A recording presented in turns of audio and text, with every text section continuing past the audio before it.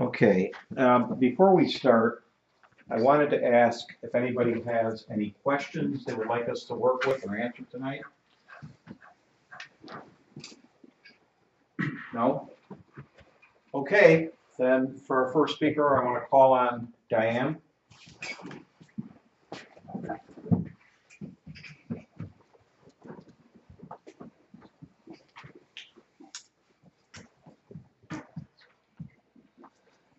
Good evening, everybody. Good evening. We're trying to broadcast tonight or film tonight. We've had a lot of different difficulties, but I think we'll just meander on through it all. Let's go back over to the scripture reading, which was John, the first chapter. Dennis, you have scripture readers.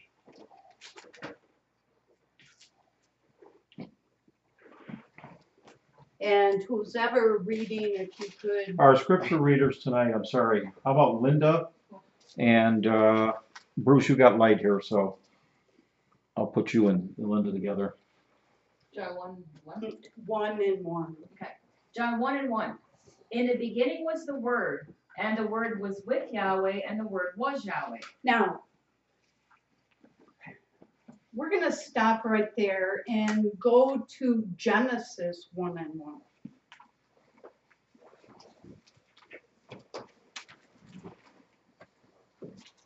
Genesis 1:1.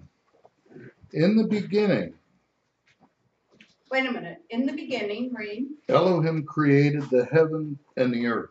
And what do you have, Linda? In the beginning was the Word, and the Word was with Yahweh, and the Word was Yahweh. And what do you have? In the beginning, Elohim created the heaven and the earth. Okay, so what's the beginning? In Genesis, they're talking about the beginning of the creation of heaven and earth. Right. But what we're reading about in John is the beginning before the creation of heaven and earth. Mm-hmm. And in fact, we're going to pick up the one who did the creation of heaven and earth. So let's start again with John 1:1. In the beginning was the Word, and the Word was with Yahweh, and the Word was Yahweh. So in the beginning was the Word, and it's a little dark in here. They're picking it up great on camera, but in the beginning was the Word. Great. And the Word was with Yahweh, and the Word was Yahweh. And that Word was with Yahweh, and that Word was Yahweh. Now, let's pick up on just who is this Word and what's going on, all right? Mm-hmm. And to do that, we're going to go all the way back to Moses and the story of Exodus. And I want you to get Exodus 24. And I think it's 8 and 9. And just hold it there. And to back up, to pick up Moses. Moses was born in Egypt. He was a Hebrew. He was raised in Pharaoh's household. And at the age of 40, he left Egypt because he had killed a man. And they were out after him because he had killed this man. So he fled out of Egypt and came here into the wilderness of Sinai. And he met Jethro, who was a keeper of sheep. And he married one of his daughters. And he had been in the wilderness of Sinai for 40 years. Let's pick that up in the 3rd chapter of Exodus. And one day he was out tending Jethro's sheep. And he came upon a pretty phenomenal sight. And if you got that, if you could pick it up. 3 and 1 would pick up the. Exodus 3:1. Now Moses kept the flock of Jethro, his father-in-law, the priest of Midian. And he led the flock to the backside of the desert and came to the mountain of Elohim, even to Horeb. Read.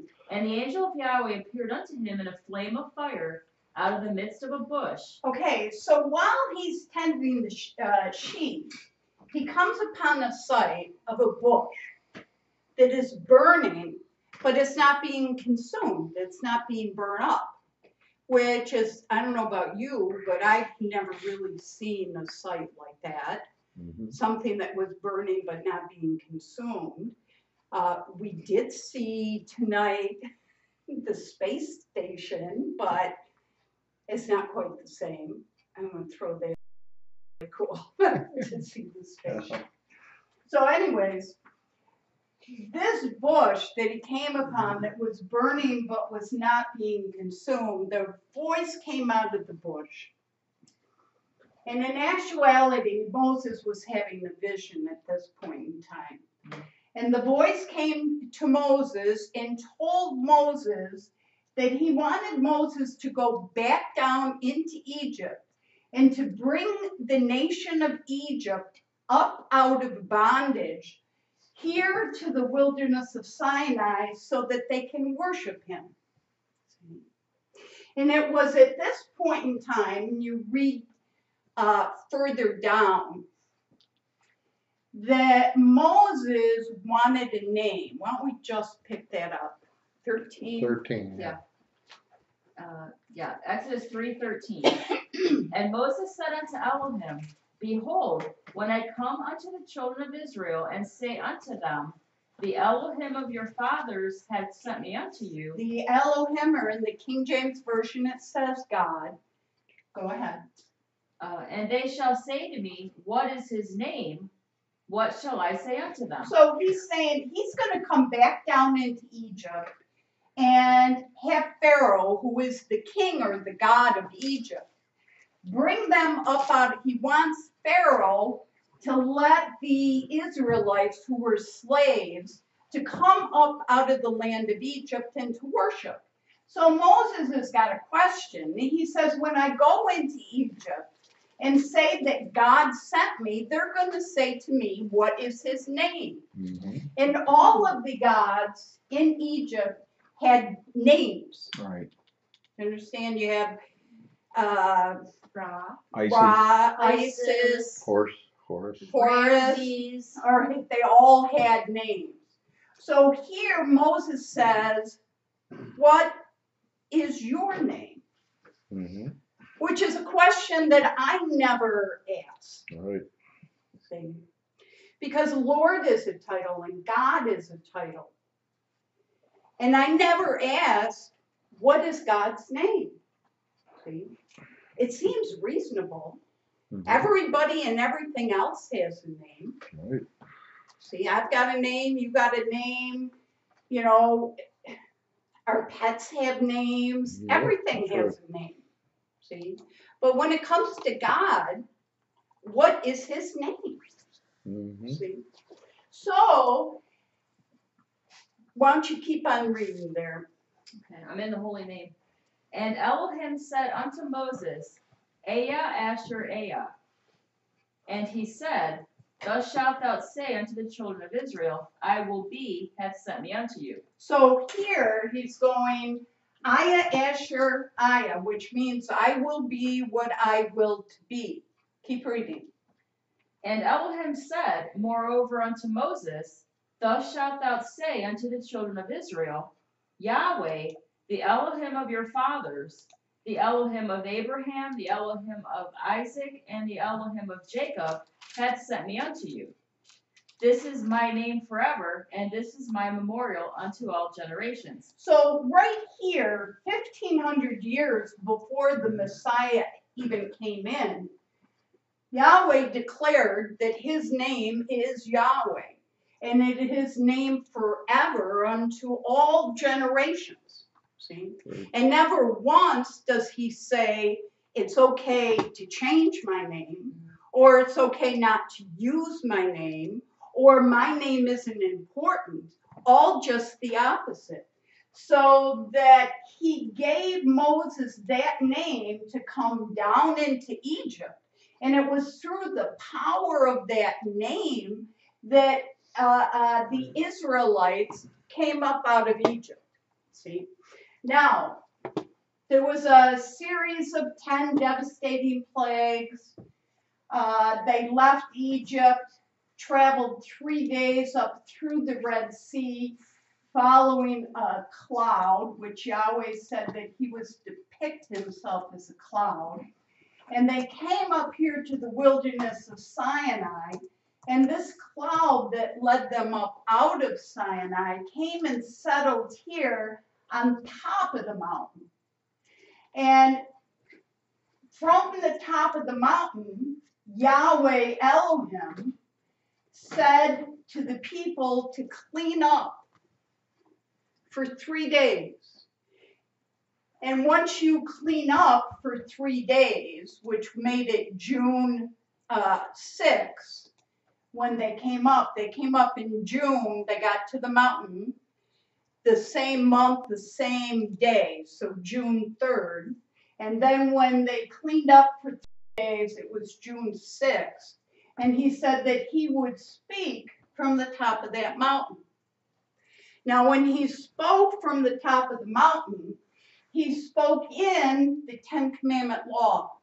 And when he spoke in the 10 Commandment law, Israel, as a nation, said, all that you have said, we will do. Mm-hmm. And right then and there was a covenant. And a covenant is just an agreement. Or Yahweh spoke of this as a marriage.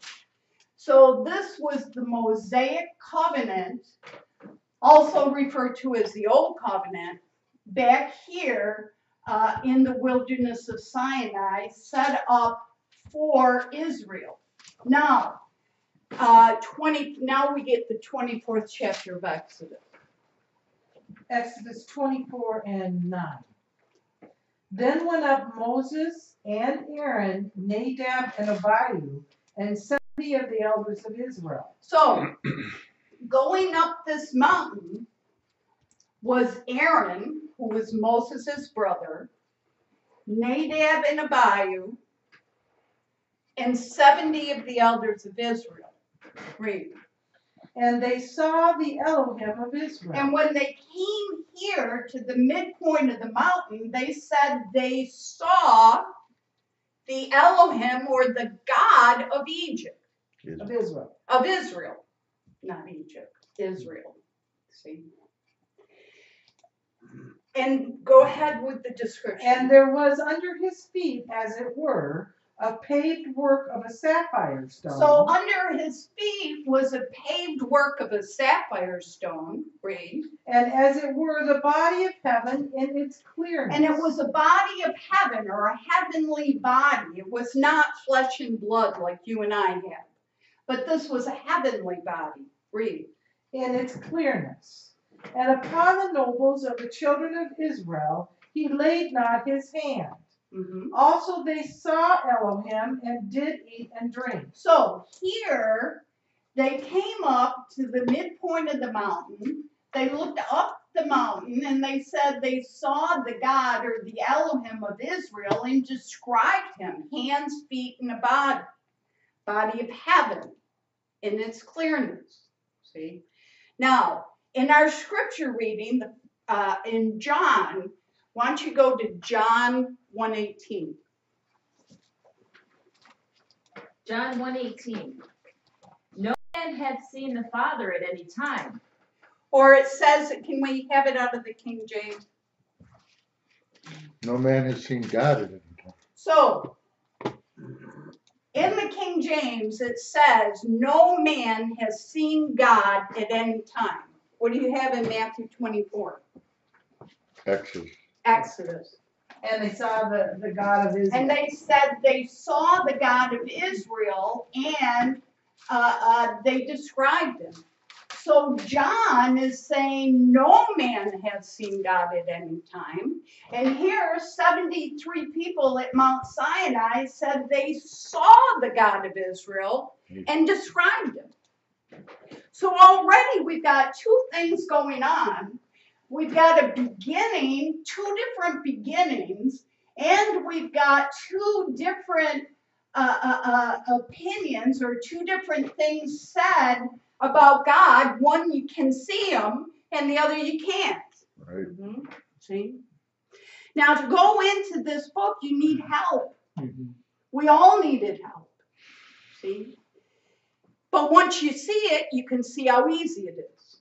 See? Now, when they're talking about no man has seen God at any time, they're talking about Yahweh. Yahweh, see, I wasn't going to go here, but let's go John 4:24 and Acts 17. John 4:24, King James. God is spirit, and they that worship him must worship him in spirit and in truth. Now, that really should be Yahweh, see, is spirit. Right. And spirit is abstract to our natural senses. So Yahweh is spirit, and they that worship him must worship him in spirit and in truth. See? Now that is Yahweh the Father. Now, Acts. Acts 17, where you want to start? 23. 24. Acts 17:23. For I passed by and beheld your objects of worship. I found an altar with this inscription, to the unknown, whom therefore ye ignorantly worship, him declare I unto you. Now, Paul is in Greece, where all of the intelligent men of the time, the learned men of the time, went and discuss various topics. They would go, they would argue, the new things that they would think about, and this is where they went. And Paul is there, and he notices that they have statues or devotions to all the different gods. But in one spot, they have a devotion to the unknown God. In other words, they had all kinds of statues, and in case they missed one, they built it to the unknown, so they'd have their bases covered. You know, when you used to do prayers at night, God bless my mom, my dad, my brothers, my grandma, and anybody else I missed. That's the way I would do it. So they're doing the same thing. We hold our devotions to this God, this God, this God, this God, and then the unknown in case we missed anything. Right. So Paul, when he goes in there, he says, look I want to talk to you about the unknown God, or the one you don't know about. Go ahead and read. 24. Yahweh, who made the world and all things therein, seeing that he is ruler of heaven and earth, he dwelleth not in temples made with hands. Right. Neither is worshipped with men's hands as though he needed anything. You know, and this really isn't my point for tonight. But I grew up in Christianity, see? And there was all kinds of, you know, when I prayed, I had to put my hands like this. You know, I needed to bow my head. In the Catholic religion, they do this, the sign of the cross. Nowadays, people in church, you know, they wave in praise. And he says you can't worship God with men's hands. All of this stuff doesn't help you out. It doesn't make you closer to God. It doesn't please him in any way. He's not worshipped with men's hands. Read. Neither is worship with men's hands as though he needed anything. As if he needed anything from us. Right. Seeing he giveth to all life and breath and all things. Now, We're talking about the Father. Yahweh did on this chart as a cloud. And that cloud goes around this story of the Exodus as if everything in this, I'm trying to remember the moderation, but everything is in this cloud, in this chart, to show that everything abides within Yahweh. Right. And that's what we're reading about here. Go ahead. 26. And hath made of one man all nations of men for to dwell on the face of the earth. Yeah, he is our limits. He's our bounds. He's our source. He's our substance. Read. And hath determined the times before appointed. And he's determined the times. Read. And the bounds of their habitation. Read. That they should seek him, if haply they might feel after him. Now, if you seek the Spirit, you seek Yahweh, and you happily feel after him, read. And find him. And find him. Though he be not far from every one of us. Though he be not far from any one of us. See, now I grew up a child, a nature's child. Of the 60s. In the 60s. A hippie. And to get, you know, there would be certain drugs that you would do thinking that you'd get closer to God. Right. And the phase was to go to India and learn meditation, and then you would be closer to God. See? Or climb the Himalayas, and then you'd be closer to God. And you were always looking outside of yourself to try to find God. See? Right. Read here. For in him we live and move and have our being. Read it again. For in him we live and move and have our being. Now that's something to think about. Because it says within him we live, we move, and we have our being. Not outside of him and he's up there. See? But we live right within him. And we are made up of his source and his substance. So you don't have to go, there's no place else to go. See? You live, move, and have your being right within him. Read. As some of your own poets have said, for we are also his offspring. We are his offspring. He is our Father. See? And Yahweh, or our Father, is Spirit. See?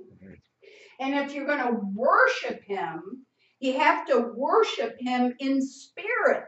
Now, how the heck do you worship in spirit? And it says to worship him in truth. Right. Well, if you want to just start with the truth is Lord and God are titles, not names. And his name is Yahweh. Now that's a good starting spot. Yes. See? And now we have to come to realize how to worship him in spirit and in truth. See? Now that's Yahweh.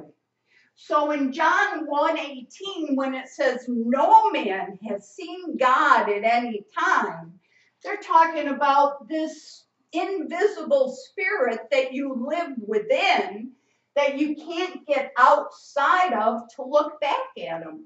So that is, if you have the proper names in there, then John should read, no man has seen Yahweh at any time. See? But the 74 people here at Mount Sinai looked up and they described hands, feet, and the body of heaven in its clearness. Now that is Yahweh Elohim, simply meaning it's Yahweh condensing into a shape and form. Now it didn't take all of Yahweh to make up the shape and form, but all that he is of the Father's source and substance. That sounds complicated, but it really isn't. That's right. Because if you have H2O, which is water, it comes in 3 different states. It comes in gas, liquid, and solid. Now the gas would be like Yahweh. Now if you cool down the H2O, it comes to water. See? That would be like Yahweh Elohim. And water will take on the shape of whatever container it's put into. Right. See? Now, when that's cooled down even more, it becomes ice. And that's a solid shape and form. So you have Yahweh Elohim in intermediate, and Yahshua, which means Yahweh is salvation, in that concrete shape and form. Okay? Everybody with me? Yep. Yeah. Okay. Back to John 1:1. I didn't leave anything else, did I? No. John 1:1. In the beginning was the Word, and the No. Word was. Okay, go ahead. In the beginning was the Word, and the Word was with Yahweh, and the Word was Yahweh. So, in the beginning was the Word. See? And that Word is that Yahweh Elohim that they saw up here at Mount Sinai.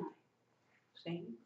And in the beginning was the Word, and the Word was Yahweh, because it's made up of his source and substance, and was within Yahweh, the same thing as you and I are in Yahweh. So he, reread it there, John 1:1. In the beginning was the Word, and the Word was with Yahweh, and the Word was Yahweh. So it was with Yahweh, and it was Yahweh. Read. The same was in the beginning with Yahweh. All things were made by him. Now, this word that they saw up here, and the one that John's talking about, and it's all the prophets talked about the word.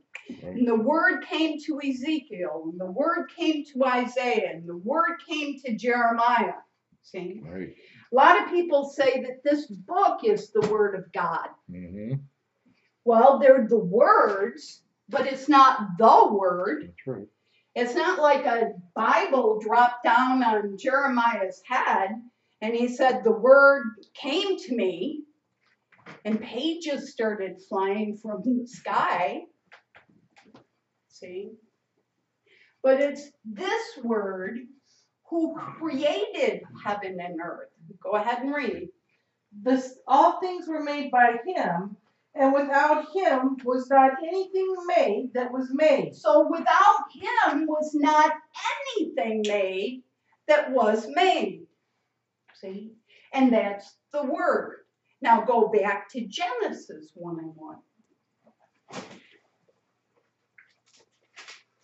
In the beginning, Elohim created the heavens and the earth. In the beginning, Yahweh Elohim created the Right. heaven and earth. Read. And the earth became without form and void.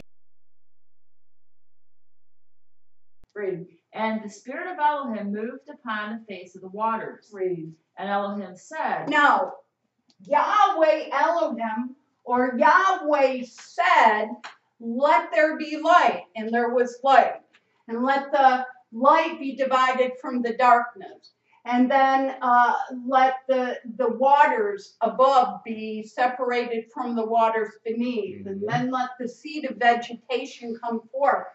This creation was spoken into existence by this word. So this word created the creation. So in Genesis 1:1, that's not really the beginning. It's the beginning of heaven, the creation of heaven and earth. It's not Yahweh Elohim, the beginning, who created heaven and earth. See? Now go to John 1:1 again. I won't be up very long. In the beginning was the Word, and the Word was with Yahweh, and the Word was Yahweh. Read. The same was in the beginning with Yahweh.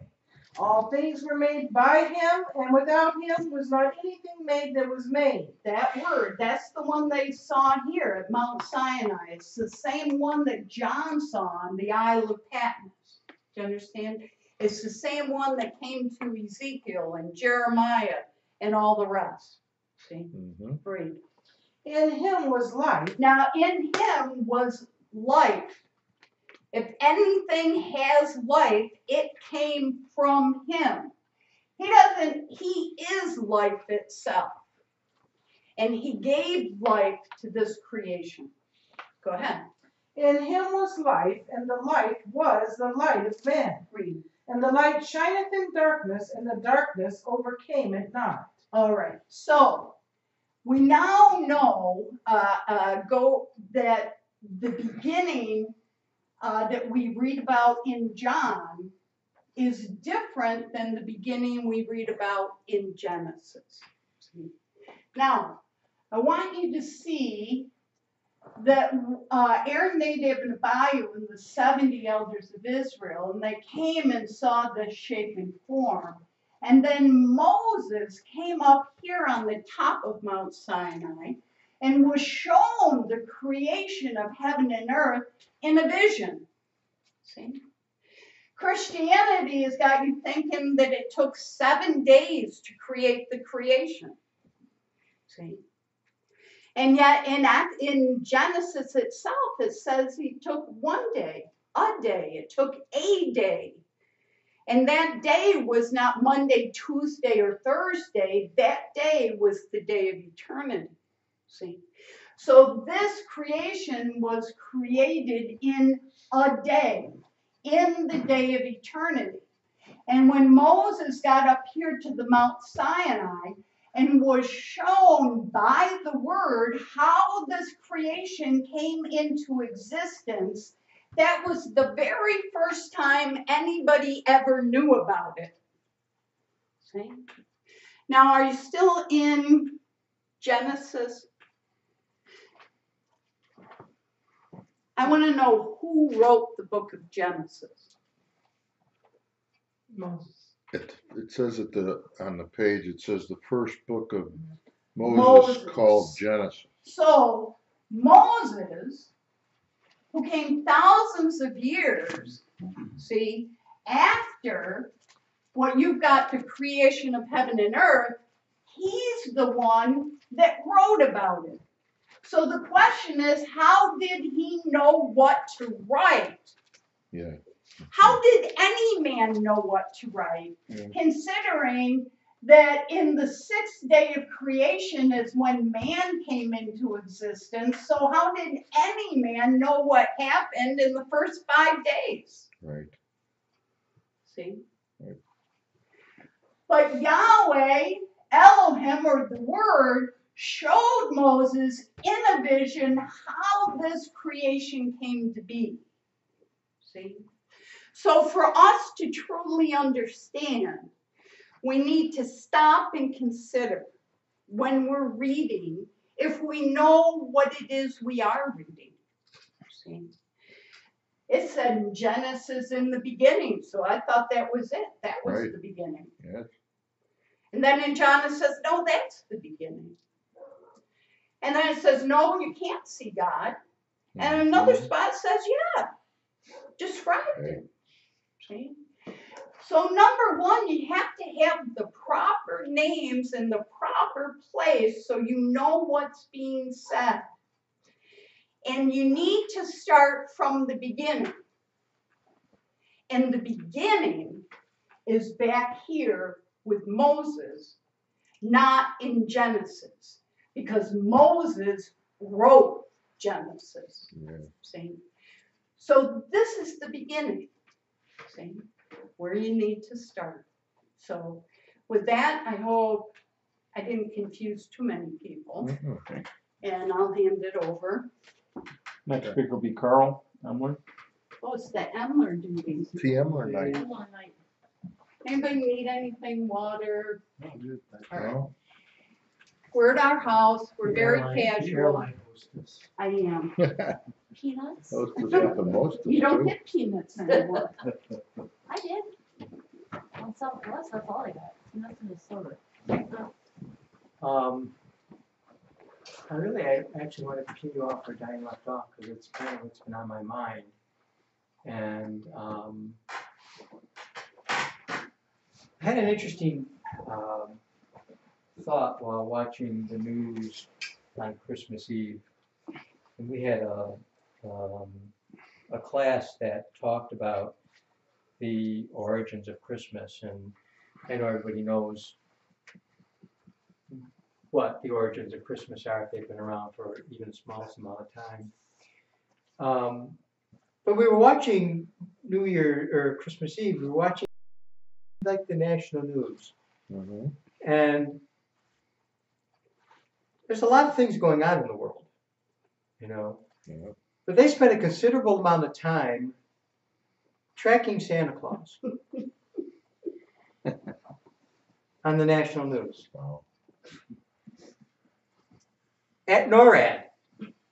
What's that? Really? NORAD is where they track satellites Yeah. and rocket ships and all the rest of the stuff. I mean, they had all the computers lined up and all the people were there tracking Santa Claus. Uh-huh. And I'm thinking, every one of these people know Santa Claus is not real. They know that, you know. And, you know, you could say, well, it was fun and la-da-da-da-da, but my point is that they were committed to something they knew was not real. Yeah. Okay? And so when it comes to Christmas, they know that what they're interested in is something that's not real. And I thought about this because, you know, there's always a big deal about keeping Christ in Christmas. And I thought about the religious leaders of the world. See, for the most part, I know I didn't. I did not know that Jesus was not born on December 25th. I didn't know that either. I didn't know. Until I was 21 years old. Do you understand? It's not like once I got to 6 years old and saw my parents putting the presents under the tree or whatever it is, however people find out that Santa Claus isn't real. You know, usually you find out when you're pretty young, you know. And as a matter of fact, I never remember believing Santa Claus existed because I always knew where the presents came from. My parents always let us know. And we read about Santa Claus, but it was like reading a comic book to us as kids. But some kids, you know, the older siblings are told, don't tell the little one it's not real, Right. because they don't want to bust their bubble. But the parents know it's not real. So I was thinking about the religious leaders as far as Christmas is concerned. And again, I'm going to say, I thought Jesus was born on the 25th of December until I was 21 years old in college. Okay. And it was easy to find out it wasn't once someone took the time to just go into Encyclopedia Britannica, Encyclopedia Judaica, just to go into it, an encyclopedia on it, and find out that it wasn't his birthday. Now, for me, this is just me personally, and it doesn't necessarily have to go for anybody else, but for me, as soon as I found out, when I was 21, and I found out in like the summer, June or July, I didn't celebrate Christmas in December of my 21st year. I didn't celebrate Christmas, not because I was so strident about it, but because I had a strong faith in God that nobody knew about. I didn't talk to people about God. In high school, if you talked to people about God, in 1967 and 66 in high school, if you talked about people in God, you'd get beat up for being In the inner city. In the streets of In the Rochester. inner city. because you were a goody-goody. You didn't carry a Bible at school. Nowadays, they have, you know, the Christian meetings and all that stuff. We didn't. We had Bible class on Mondays that we could skip out of school to go to. And so you would sign up to go to Bible class, and you'd get out of school on Mondays in the afternoon. You'd have the afternoon off to go to Bible class. And everybody would sign up, and I signed up, and I never went to Bible class. It was the day off you got to get away from school. So as far as school was concerned, even though we signed up for Bible class, everybody knew nobody was going to go. See? So my thoughts and my devotion to God was between me and God. It's not like I had discussions with people, my friends, about God. And by the time I was in senior in high school, we were 18. In New York, it was legal to drink when you were 18. So then you would be drunk all weekend. I mean, that's what teenagers do. If you remember when you were a teenager, you know, that's what you did. So nobody really knew how I felt about God. But every night I would pray to God. I had a strong God connection. You know, me and God were tight. But it was like a very personal thing to me. And Christmas was a very important holiday to me. When we were kids, my brothers and I have two brothers, and when we were old enough to get a job after school, paper route or working at the Star Market, a grocery store, for instance, or whatever, we would save money to buy our parents something special for Christmas. And I remember one year we were in high school. My mother used to have to go to the laundromat to do laundry. My brothers and I bought her a washer and dryer that she could have in the basement for Christmas. Christmas was a huge thing, okay?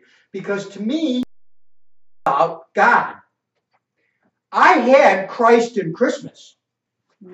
Everyone's all up in arms about you want to have Christ in Christmas, and then when you want to turn around and show them that Christ is not in Christmas, they say, oh, you have a war against Christmas. But I had a very huge devotion to Jesus Christ and to God until I was 21 and realized Christ was not really in Christmas.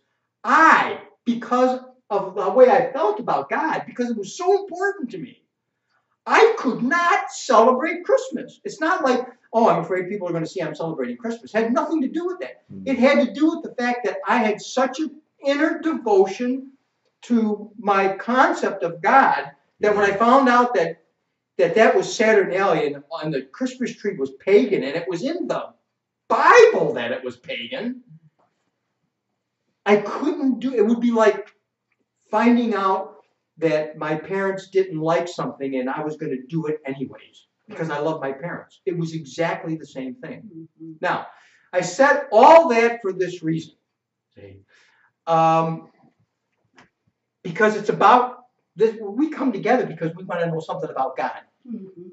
That's why I did that. I just wanted to impress upon you what it is we're here for. And I did it in this way. Everybody who goes to church regularly, see, and everybody who reads the Bible, and most everybody who doesn't go to church but believes in God, if you were to ask them, do you love God? They would say yes. And I'm not saying that they're lying. They would actually feel like that what they have is a love for God. That's right. Okay. But as far as I'm concerned, and you can think about this for yourself, and in a sense, for a minute, just close your eyes for a minute. Just close your eyes, and I want you to picture God. However it is you think of him, or for those of you who picture what you thought God looked like before you understood something about Yahweh. Okay. Just close your eyes and I want you to think about it, because here's what I thought. I pictured an old guy. He was tall. He was thin. He had a beard. And it had gray in it, but it wasn't all gray, like Santa Claus. I'm telling you what I pictured when I prayed every night till I was 21. I had this image, and I thought he was in heaven up there, that this is what I would see when I got there. This guy, this tall, thin guy. He looked, in my mind, the closest person I can think of is Osama bin Laden. Yeah. Understand, yeah. It's the closest person I could think of to the image that I had. Although he was better looking than Osama. He didn't have the big ears and stuff like that. You know, they're always better looking. But you understand what I mean? Yeah, I do. That's the image I had, only a guy. And he was dressed like Osama because he had the robes. Yeah. He was not, did not have a suit on. He was not wearing sweatpants, none of that stuff. He was wearing robes and old leather sandals. Okay. Now this is the image that I had. Uh-huh. Now where did I get this image? Okay. We have all been influenced in one way or another. Now let me just make this statement about we all. See, we have all been influenced one way or another through what's written in this Bible. Okay. Now when I say all, we think, well, you mean all Christians, but there's other religions. No, we have the Old Testament in this Bible, so that's Jews too. Yeah. Now wait, what about the Muslims? Do they have any relationship to this Bible? Because they follow their lineage to Abraham. They claim Jesus was a very famous prophet, but Muhammad was greater. Yeah. So they claim lineage through this whole Bible. Right. And then have added to it with the Quran. Just like the Mormons have added to it with the Book of Mormon. Yeah. But everybody traces themselves all the way back to this book. Okay. I'm talking about the three major religions. Trace themselves all the way back to this book. Yeah. And so then I thought about, we share a common concept based on what we've been insinuated to believe. Because no one told me that God looked like Osama bin Laden. Sure. Right? But in the Vatican, when you look up on the ceiling and God's reaching his hand down to Adam, what does he look like? The old guy, the ancient, and you read about the Ancient of Days, see? And when Jesus is going to come back, we used to have in Lutheran Church pictures of with the depiction of what it would be like when Jesus came back. Jesus would come back with the robes from 2,000 years ago and the sandals from 2,000. He had not updated his dress at all. And you look at the Pope and he's wearing the robes and righteousness go together. Robes and righteousness go together. Nobody in here is wearing robes because no one in here has been ordained. But once you get ordained, then you change your clothes and you put on the robes, and you have special robes for Easter and special robes. Do you understand? It's all coming out of a concept or an interpretation of what people read in the Bible. Now, Diane talked about Genesis 1:1. In the beginning, God said, in the beginning was the Word. Well, that's done. In the beginning, read Genesis 1:1. Elohim created the heaven and the earth. There, thank you. In the beginning, God created the heavens and the earth. Right. And the earth was without shape and form, and darkness was upon the face of the deep. That's right. And then you go through the 7 days of creation. Now watch. Okay. Moses went up into the top of this mountain.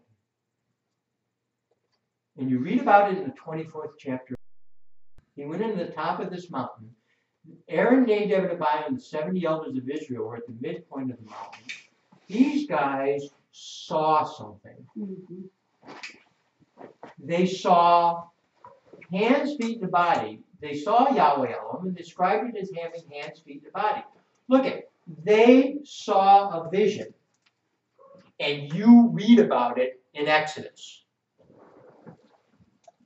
Moses saw the vision of the 7 days of creation, and you read about it in Genesis. Okay. John had a vision on the top of the Isle of Patmos, and you read about it in Revelation. In Exodus 3:13, Moses was tending his flock on the backside of the mountain, and he saw a vision of an angel in a bush that was burning and not being consumed, and you read about it in Exodus. Mhm. And Paul quotes all about this vision up here with the 7 days of creation. And John quotes about it. And Matthew quotes about it. They all go back into the Old Testament. And what they're doing is they're quoting a vision. Mhm. Everything that we have construed to be about God has come from a vision.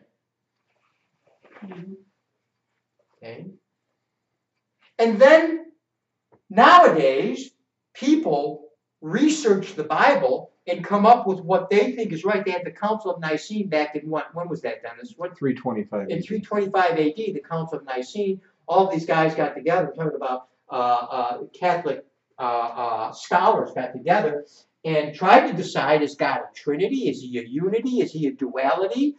And there were factions that said he was a Trinity, and factions that said he was a duality, and factions that said he was a unity. And the Trinity factions won out. They convinced the other two by a vote that most of us think it's this way, and that's how they decided it was a Trinity. Now I want you to recognize, it was the Trinity, the doctrine of the Trinity did not come from a vision. It came from a bunch of guys figuring it out. Now, we as a congregation, like in the Lutheran Church or something like that, we're listening to our minister, or I don't know about you, but I met Monsignor, and I think it's the highest I've met and talked to in Catholic Church, and that's higher than your everyday priest. The Monsignor is over a bigger area. See, he's more qualified. So we as parishioners generally cede our knowledge to the more qualified. Mhm. Someone who's gone to school for seminary school. And so we figure that because they've gone to school for it, that they know what they're talking about. We just say, okay.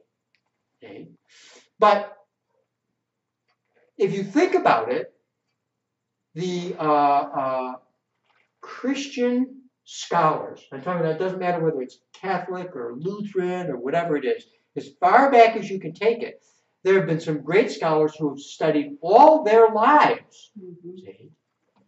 But Bruce, haven't there also been Jewish scholars? Absolutely.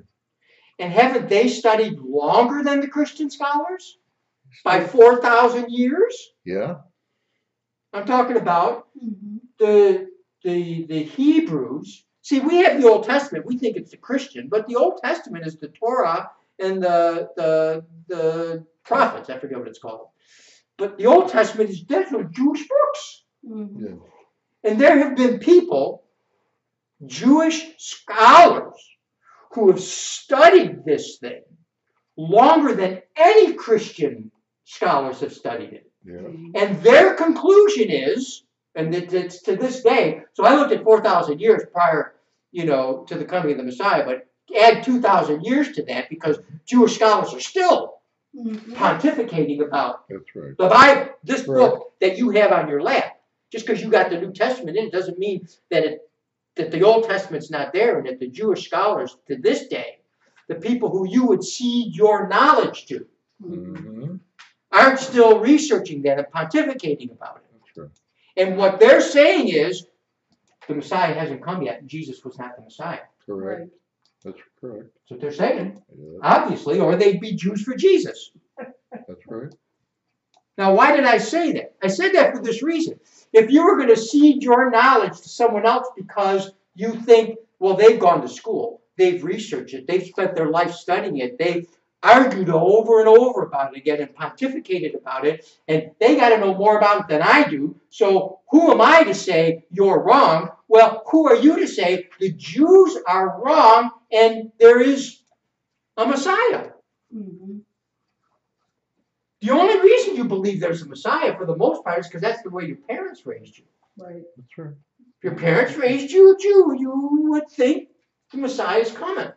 So now that's where you stand. That's where I stood when I was 21 and I came into this class. I absolutely thought the Bible was written by a bunch of men. And I didn't think that was a bad thing. I thought it was great. These guys wrote all this stuff. Never did it occur to me that it was a product of a vision directly from heaven. Never occurred to me. Right. And that makes a whole different ballgame now.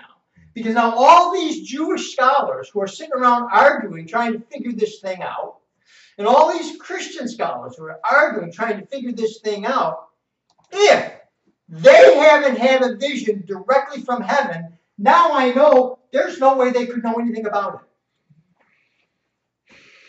Because they could do just the same thing I do, trying to figure the thing out. Right.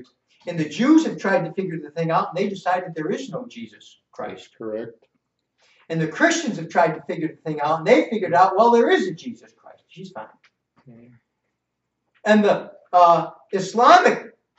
the Muslims try to figure the thing out, and they say, well, Jesus was just a prophet, not that important. Muhammad.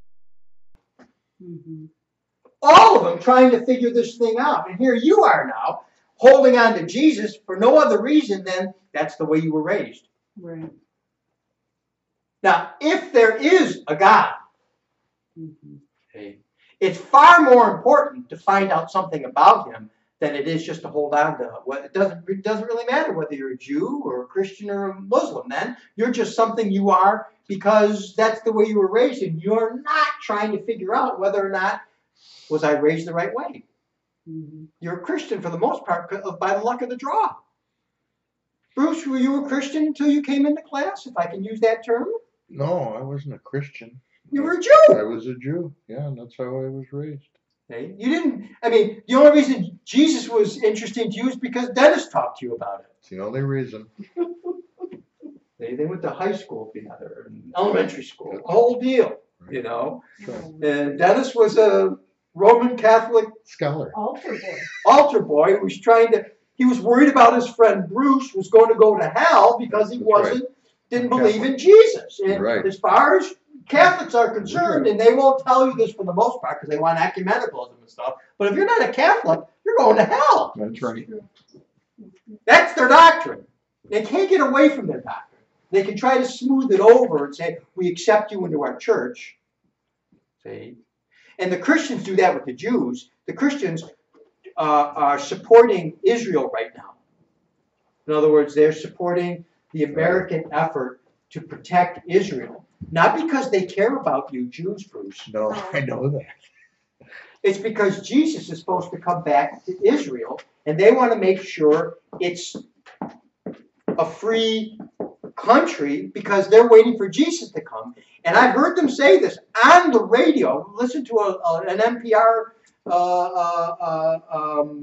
interview of a born-again Christian group who they'll boldly say, well, when Jesus comes, then the Jews have the final chance to choose Jesus, and if they don't choose him, they're going to hell.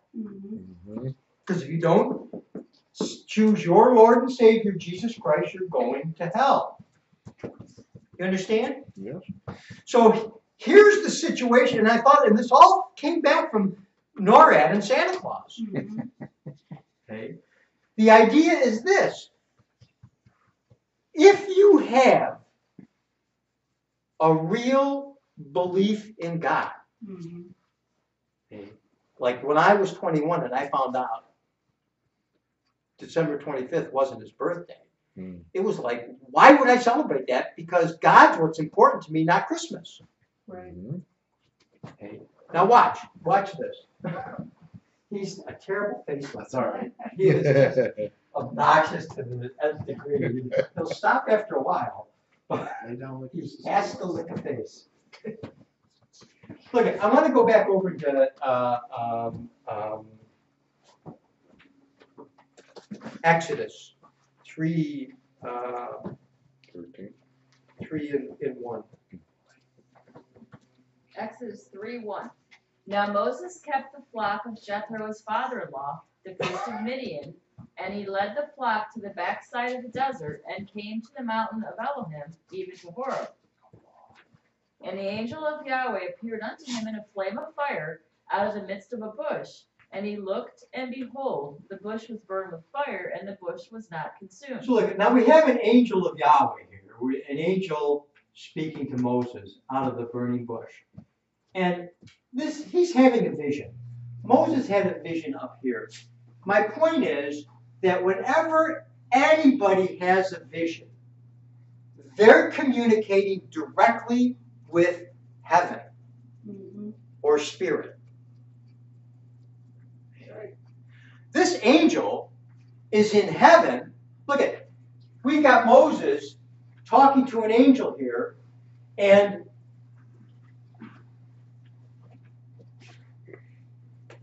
do we have the birth up here any place? We don't have the birth. So, with the birth of the Messiah, see, an angel appears to Joseph. Right. Can we get that angel appearing to Joseph? I want that. Matthew It's- 1:20, Matthew 1:17. 1:20. Yeah, it's up in there, yeah. Matthew 1. It's in Matthew 1:15 maybe. Let me go over there. God, we should know this, but I don't know the Bible. I mean, I haven't sat there and studied the Bible, so. But it's Matthew, is it Matthew 3? It's Matthew Matthew 1. 1. Matthew 1, and I'll start in 18. Go ahead. Now the birth of Yahshua the Messiah was in this way. When his mother Mary was espoused to Joseph before they came together, she was found with child of the Holy Spirit. Then Joseph, her husband, being a just man, not willing to make her a public example, was minded to put her away privately. Now, so she's pregnant, supposedly with the Holy Spirit, and Joseph has not had sex with her yet. So as far as Joseph is concerned, since he really doesn't understand about this Holy Spirit business, this whole thing was written after Pentecost, when they finally understood from a spiritual vision and revelation that each and every apostle had, including Matthew, what was going on, but didn't know it at the time. So Joseph didn't know this was of the Holy Spirit. He thought she slept with another guy. Yeah. But he was a just man and didn't want to get her stoned to death for committing sex outside of marriage, however you want to put it. Or he's espoused her, so in a sense, it's quasi-adultery even. He's espoused to her. So he's going to just quietly put her away so that she's not ridiculed because he was a good man. Okay, read. But while he thought on these things, behold, an angel of Yahweh appeared unto him in a dream, saying, Joseph, thou son of David, fear not to take unto thee Mary thy wife, for that which is conceived in her is of the Holy Spirit. So here's the first clue to him that something has happened other than a man's laid with her, that he's having a vision, okay, from heaven by an angel who's letting him know this is a heavenly thing or a spiritual thing. He didn't know that otherwise. Okay? So the information came from a vision. Now read. And she shall bring forth a son, and thou shalt call his name Yahshua. Now, here's an angel speaking from heaven. It says, look, she's going to bring forth a son, and you're going to call his name Jesus. Yahshua. Okay. Look at Moses has this burning bush. It's an angel from heaven says to Moses, you shall call his name Jehovah. Could be not possible. Not possible. Not possible. You shall call his name Yahweh. Now, in both of these cases, the name Yahweh is not a contrived, agreed upon name that the Jewish scholars got together and figured out, oh, that's what we must call him. It was a name specifically, it is a heavenly name, not an earthly name. Right. Yahshua is it's from heaven. Yeah, Yes. that's right. Yahweh is from heaven. Yeah. Right. And if you care about who lives in heaven, whether you think he looks like Osama bin Laden, or whether you think he just looks like a cloud, or whatever it is you think he looks like, but if you really love that's up there in heaven, that's up there in heaven said, his name is Yahweh. And he said it to Moses. He said to Joseph that the son's name is Yahshua. He said it to Joseph. Uh-huh. So just like with Christmas for me, as soon as I realized where these names came from, and then you can go into the encyclopedias. Now here's where I was angry. And it was the first, I was angry 3 days after I heard these names. And there were 2 days, actually the next day, I was angry. That night I was angry right off the bat. Because what happened was, someone told me that the name was Yahweh. It was given to Moses back here. See? And he said, you breathe the name. And because when Yahweh breathed into Adam the breath of life, and Adam became a living soul, and then over in the psalmist who had a vision from heaven, he said that let everything that have breath praise Yahweh. Right. See? So breath and Yahweh went together, and so this guy told me, well, you breathe the name Yahweh.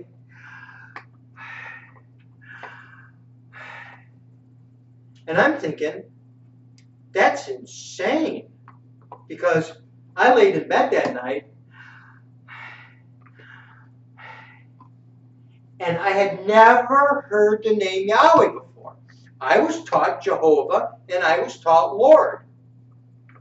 And I picked my Bible up, and I went in the back of my Bible and had an encyclopedia in the back. I was 21 years old, first time I had ever heard the name. 3 o'clock in the morning, because we closed the bars that night, like you do every single Friday night when you're that age. See? I looked up Jehovah because I knew Jehovah. And in Exodus 6:3 in the King James book, it says Jehovah. In the King James, in your Bible, it says Jehovah. I looked it up, and I looked up Jehovah, and Jehovah said properly Yahweh.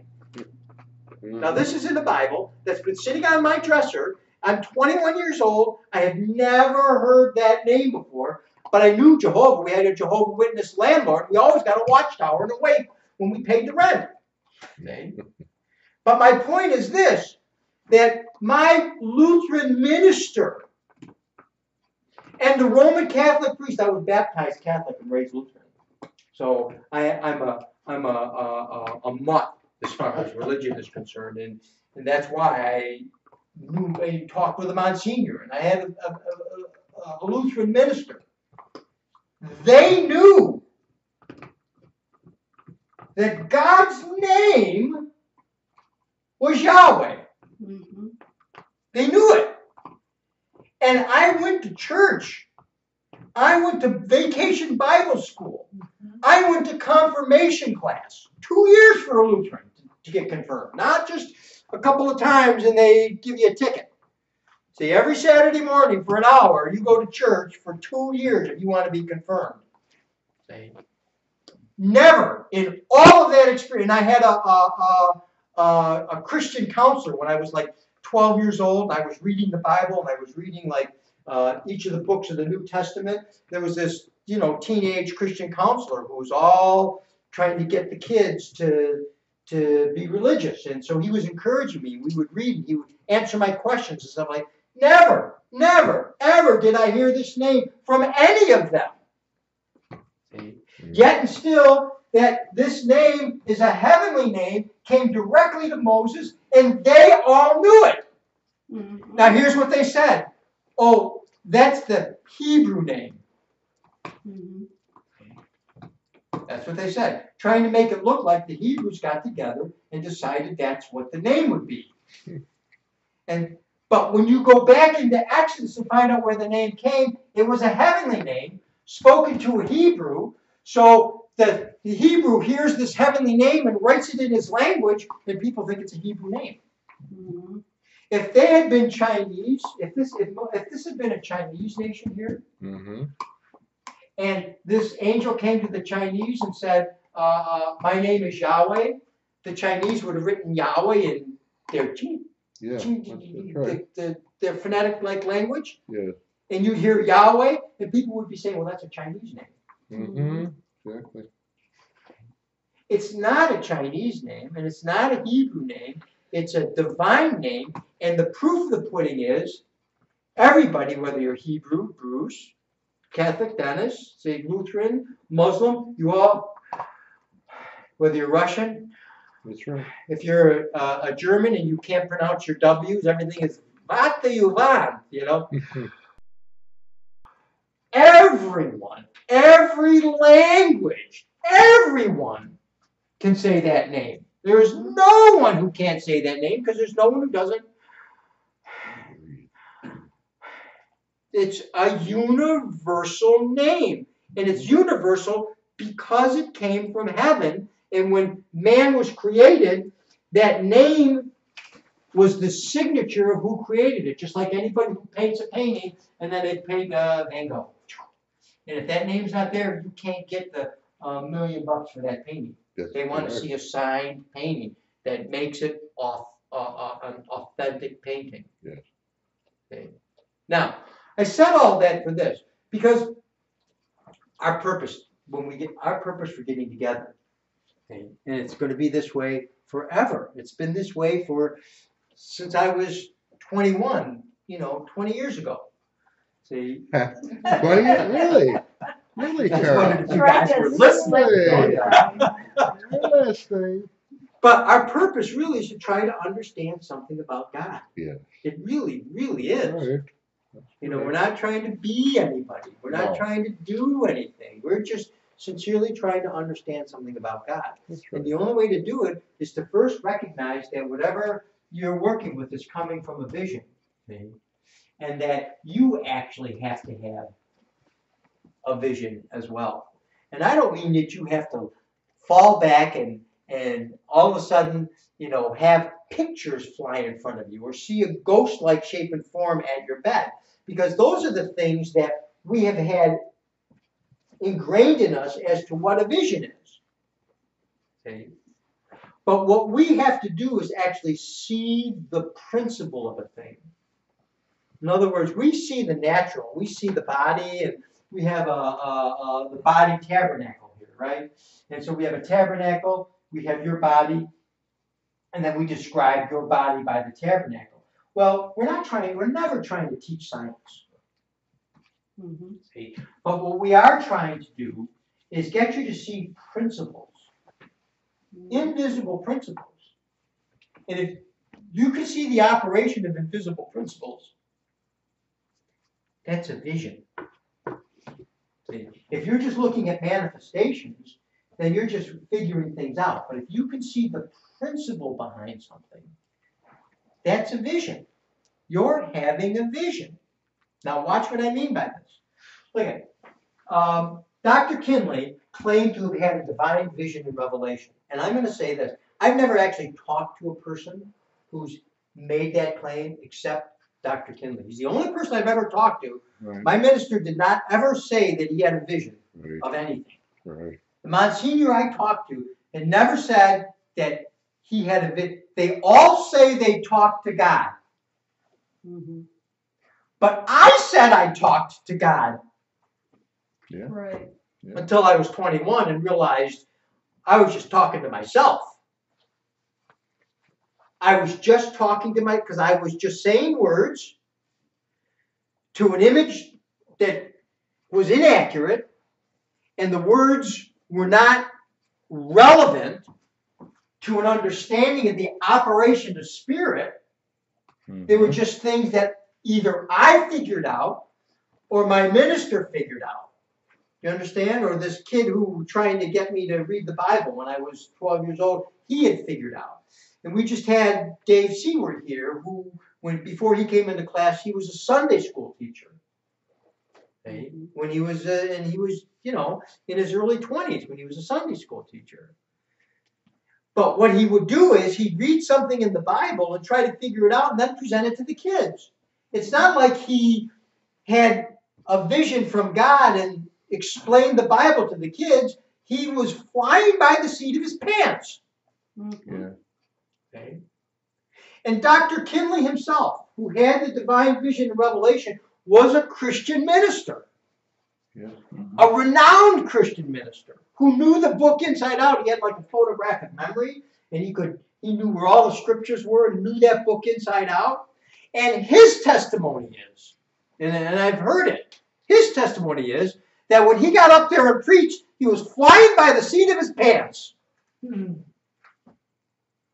They just figured that he's got scripture for it, and he could say it because he knew where the scriptures were. And as long as you're quoting scripture, people think you know something. Yeah, because that's they right. can't quote scripture because they don't know it that much. That's right. See? So here, my whole point is that there's a huge difference between flying by the seat of your pants and thinking you know something and actually having something revealed to you. It's totally different. And if something gets revealed to you, you can't let it go because you've got evidence about that. Now watch. I had God the Father as Osama bin Laden, if I can put it like that. The old guy looking like, you know, the robes and the sandals and the beard and the whole thing. Yeah. When Dr. Kinley had his divine vision and revelation, see, go over into Acts 17. See, 28. Mm-hmm.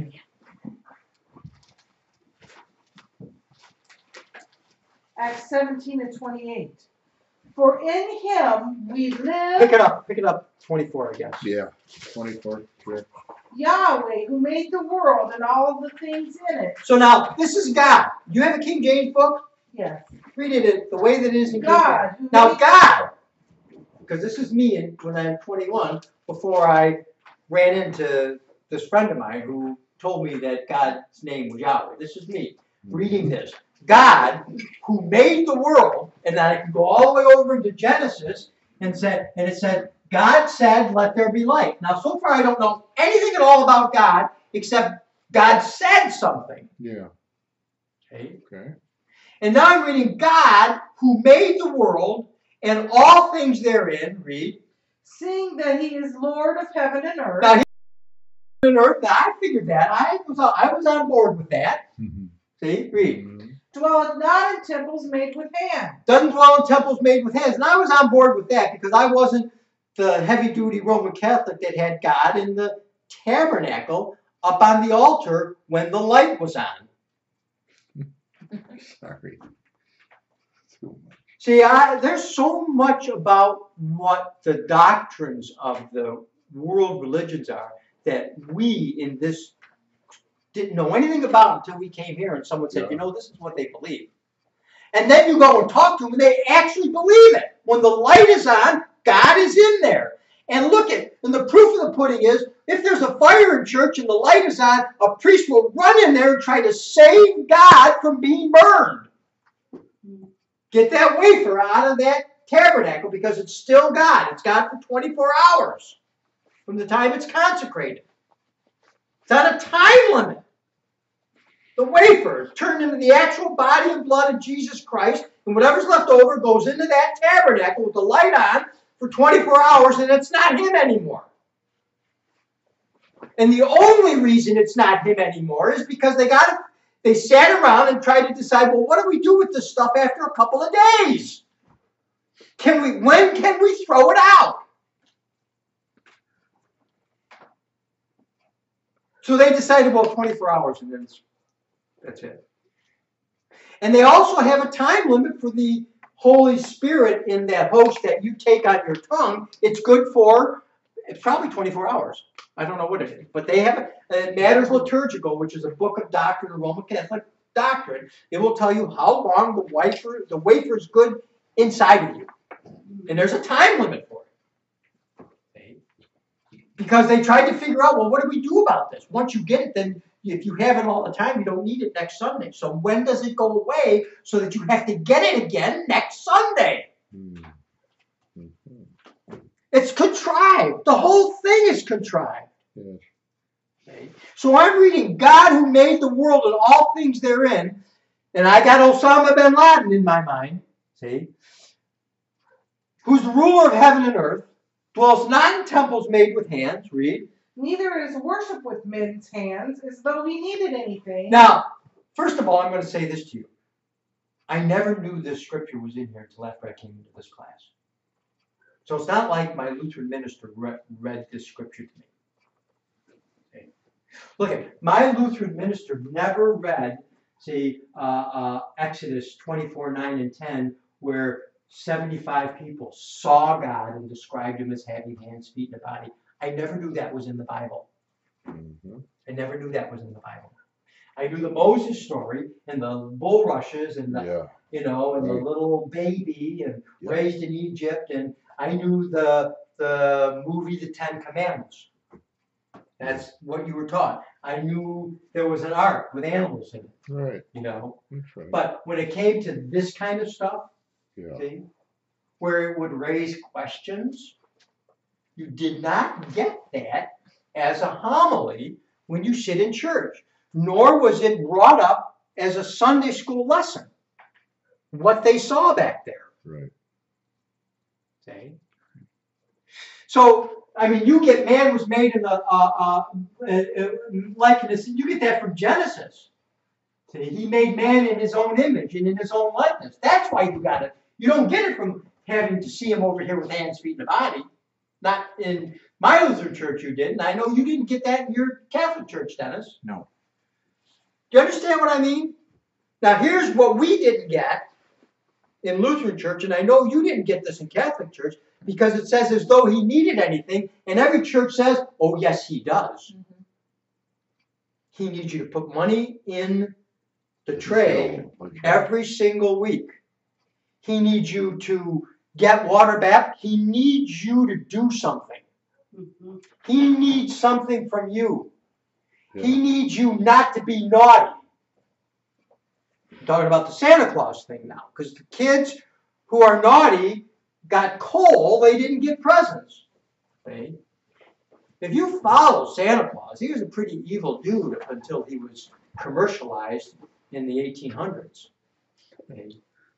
So, we didn't get this. So what does this say? Keep reading here. Neither is worship with men's hands as though he needed anything, seeing he giveth to all life and breath and all things. He gives everything. He doesn't need anything from you. You're the one who needs something from him. He's the giver. You're the getter. Yeah, that's right, too. We will receive. Do you understand? We're the receivers. Yes. Okay. Now read on. And hath made of one blood all nations of men to dwell on all the face of the earth. Now this is God. This God did this. Right. And hath determined the times before appointed and the bounds of their habitation. Now this is God. Yeah. Read. That they should seek the Lord, if perhaps they might find. Now here are we. Now here are we. Now we've heard a little bit about God, right? Now this is we. We're going to seek him. Which is what, seek the Lord and, take him into your heart and mind, and you write down the date, and that's when you received the Holy Spirit. It's in the front of your Bible. When you receive the Holy Spirit, Bibles are printed where you can put the date in there, along with your birth date, your marriage date, when you accepted Jesus Christ into your heart and mind. You put the date in there. You understand? See? Now read on. This is us now. We're seeking that God. they should seek the Lord, and perhaps they may feel after. Now we may just feel. Now look at. If you're going to feel after something, what does that mean? You're going to try to touch it.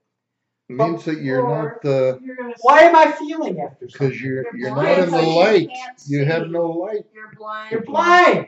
Blind people have to feel. Look at back here in Sodom. The people were all struck with blindness, so they couldn't find The door. For who? What's the guy's name? Lot. Lot. Lot. Yeah, that's right. Lot had 3 daughters. See, and they wanted to rape the daughters, and so they were given a blindness, and they feeled along the house to try to find the door, and they couldn't find the door. Even feeling after it, they couldn't find it. Do you understand? Now there's a principle behind that. You talk all you want about blind people feeling after this door and not being able to find it. But if I set you in front of my house and I put a blindfold on you, eventually you would find my door. Yeah. And if it was a whole city of people who were blind and they knew where Carl lived or they knew where Lot lived, see, but they were blind, they would eventually find that door. But they never found that door. This is the story back there in Genesis about Lot. Yeah. Because the principle is if you're blind, you can't find the door. From a spiritual standpoint, you can't find the door if you're blind. And the Messiah said, look, I am the door. Yes. There's the principle of the thing. If you're blind, then you can't find the door. You can find that door, but you can't find that door. That's what was laid up in a vision, because that Genesis was a vision given to Moses. Moses saw in a vision that if they were blind, they couldn't find the door. 4,000 years later, I am the door. If any man seeks out, this over there in Revelation. John saw in Revelation that he's the door. Yep. Do you understand? So that's the principle. The whole purpose is for you to understand something about the principle. And in one of the, Paul said, the Messiah said, if the blind lead the blind, they'll both fall In a ditch. in the ditch. And so we always talk about the blind leading the blind. Yes. You understand? There's a reason why you're talking about blind leading. My minister was blind. And he was leading me, a congregant. And I was blind. Yeah. In other words, I didn't know nothing about God. I thought God looked like Osama bin Laden. But what were you going to find out here? Read on. I'm seeking now, thinking I'm looking for Osama bin Laden. You understand what I mean? I'm talking about like an old guy looking like that, not Osama, Yeah. for those who may Got it. be tuning in late. We got it. We got it. See? So I'm seeking, and that's what I'm looking for. Read. If perhaps they may feel after If him perhaps, just by chance, you may feel after him. Read. Mhm. and find him, And you may actually find him, perchance. Read. though he is not far from every one of us. Look at that door, and Lot was not far from those people in that town.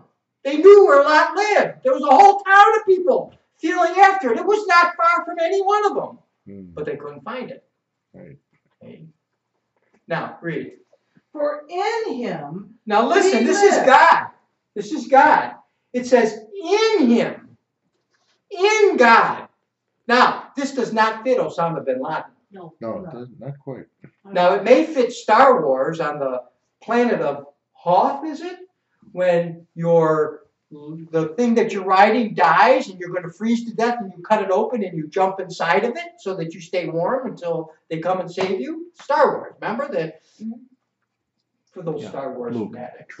Never watched it. Not a Star Wars. Excellent movie. But anyways, it was an ice planet, freezing cold, and he was riding this big animal, and they shot the animal down, and he couldn't get into a place where he could get warm, so he cut the animal open and got inside the animal to be warm until the next day when he was rescued. Yep. So he was in his big animal. Okay. Well, that's what you'd have to do if your guy was Osama bin Laden. You'd have to cut him open and jump inside his intestines or something. If this and that went together. But it doesn't go together. This is something altogether different that no one teaches anybody about in Hebrew school. or Sunday school or whatever. You live, move, and have your being right within spirit. Because what you're going to find, and the statement is also made, that God is spirit. God's not a man, God is spirit. Now they saw a man, but this was a spirit body, but it was a body that God or Yahweh took on. Yeah. And he had to take on this body because if he's not in a body, then you can't see what he looks like, and you have no way of knowing anything at all about him. Right. Now, let me explain to you how this thing is so simple to understand. Look at, we live, we move, and we have our being right within this atmosphere. You can't see it, you can't taste it, you can't touch it. Oh, I can smell it, you say sometimes. No, you're not smelling the atmosphere, you're smelling the pollutants in the atmosphere. That's true. But you go up to the top of the mountain so that you can, it's fresh air, it's just like a breath of fresh air. Do you understand what I mean? And you live, move, and have your being within this air. And if you go outside of this planet, what do you got to take with you? You got to take the air with you. If you got one of those pressurized suits, what's it pressurized with? Oxygen. You understand? Yeah. So you can't get outside of it to look back at it to see what it looks like. See? Yeah. You live, move, and have your being within spirit.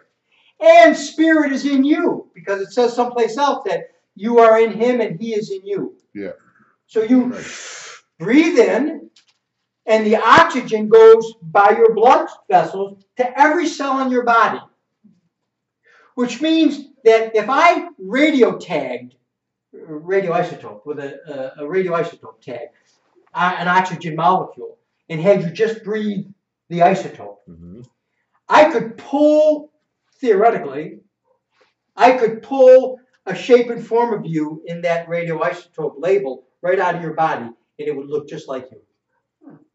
Because that air is, look at it, if the air is in my fingers, and the air is in the palm of my hand, it's in my arm, it's in my shoulder, and it's in my waist, and down in my feet, and up in my head, that air is taken on the shape and form of me. Yeah. It's taken on a shape and form. Yeah.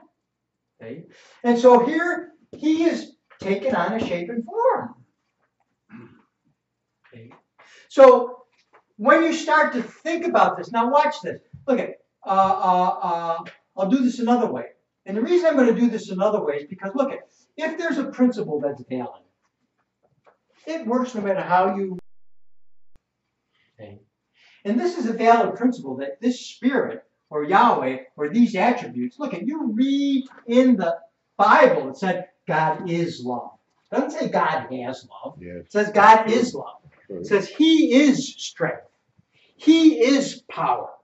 See, God and attributes go together. Well, look at, attributes are invisible. You can't see attributes unless they're manifest. You can't see love unless you see someone loving their child, or loving their wife, or loving their dog, or loving life. You understand? But you just can't see love all by itself. And it goes, the same goes for any one of these attributes. And so they got to take on a visionary shape and form. Look at this. Here. Look at it. We have the same thing happening with you coming into yourself. Look at, your mother and father get together, and the sperm and the egg join. See, and once the sperm and the egg join, nothing else can get in there, and everything that's going to be you is in that egg and sperm in a single cell, and it doesn't have any particular shape and form. All it is the DNA from your mother and the DNA from your father. That's it. See? Not in any shape, it hasn't made a single cell division. See? Now it starts making a cell division, and you get two identical cells. And that's how you get identical twins, because sometimes those two identical cells will separate, and they will develop on their own, and you get identical twins. Okay? But so you just keep getting cellular development, cellular replication and then you start getting differentiation, and then you get a baby form in the womb. Okay? And how do you see that baby in the womb? Through ultrasound. Through ultra what? Sound. Ultra what? Sound. Ultrasound. In other words, they take vibrations of sound and put it through because they don't want to do radiation. They'll destroy the baby. Right. But sound isn't going to destroy the baby. So, and they translate that sound into an image, just like sonar does on a battleship. See? So look at it. Sound and words go together, because you hear my words because they make sound. Yes. Do you understand? Yep. In other words, it's a manifestation or an example to show you that a principle is actually valid. And the only way you know that is because it came from a vision and not just from working the thing out. No one worked this thing out. Dr. Kinley was a preacher and didn't know anything until after he had his vision and revelation. Same with Paul on the road to Damascus. Didn't know anything until he had that vision on the road to Damascus. He was killing the disciples, the apostles. Paul was. Right. Had stood there at Stephen's stoning. See, all of a sudden he had a vision. See, John on the Isle of Patmos. He had everybody. You got to have a vision. Okay. So look at it. So this word, and we have in the beginning was the Word was with Yahweh, and the Word was Yahweh, and then the Word was made flesh. In the beginning, see, you could, if you started your beginning from here in the beginning, you are in the womb, and this womb is directly come from that single cell. It is that single cell. It's just that single cell having become a lot of cells, but it's still that single cell, but a lot of them, and it's differentiated now. And then it's made flesh. It comes out of that womb, and there you're holding the baby. Yeah. It was you here. It was you here. It was you here. It's not a trinity. It's you all the way, but you're in different manifestations of creation. So it's not like when you get to heaven, you're going to see God the Father, and next to him stands Jesus Christ, God the Son, and the Holy Spirit is a dove flying around someplace, which is what we were taught. And it's just like Christmas. Christ isn't in Christmas, and the Trinity doesn't have a dove flitting around as part of the Holy Trinity. See, which was voted upon. Remember, the Trinity was voted upon. Yeah. But the Jews knew that Yahweh was a unity, but they just didn't understand how that unity functioned. Right. Well, it functions in the same way that you're a unity. You go from abstract to intermediate to concrete. See? And we're out of time now, but the thing that had been on my mind was that the importance of a vision. Because when we say that Dr. Kinley had a divine vision and revelation, it sounds insane. Yeah, really. It does. Sure does. And it should sound insane to you because you've never been taught the importance of a vision anyplace. That's right. You thought that this name was a Hebrew name, so what difference does it make? See?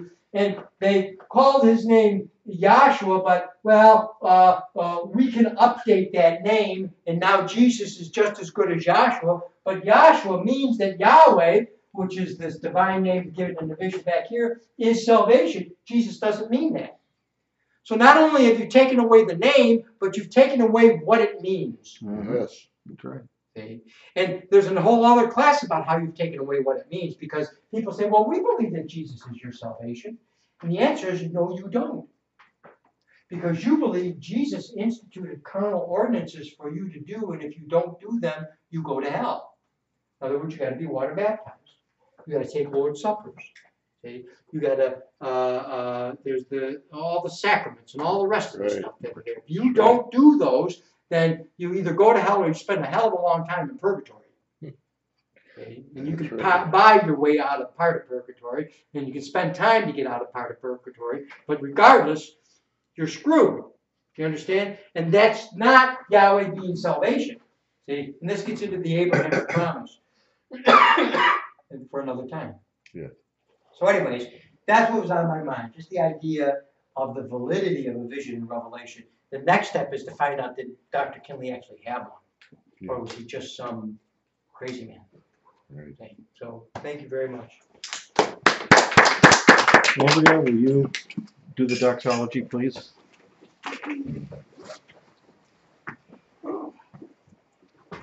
Oi, Please stand, everyone. oi, hey.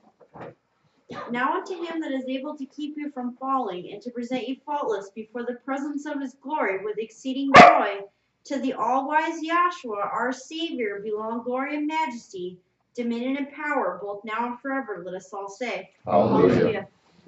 Boy, if our internet was as strong as our dogs, we'd be able to broadcast all